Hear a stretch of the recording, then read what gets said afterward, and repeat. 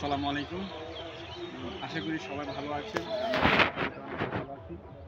তো আমরা এখন অবস্থান করছি নারায়ণগঞ্জ জেলার ঐতিহ্যবাহী বন্দর উপজেলার আমরা আজকে বন্দর উপজেলায় ঘুরতে আসছি। তো সেক্ষেত্রে আমরা দেখতে পাচ্ছি আমাদের পিছু হলো ফুলের রাজ্য, যেটাকে বলে ফুলের রাজ্য। তো আমরা এখন এখানে ফুল দেখতে পাচ্ছি বিভিন্ন জায়গায় এবং সেখানে বিভিন্ন ফুল চাষ করছে। তো সেক্ষেত্রে আমরা এখন বিকালে একটু ওয়েদারটা সুন্দর, সেই জন্য একটা ভিডিও নিয়েছি।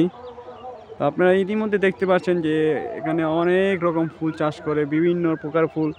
যেহেতু সামনের ফুলের সিজন একটা 14ই ফেব্রুয়ারি, সেক্ষেত্রে আরও ফুল এখানে চাষ করা হচ্ছে।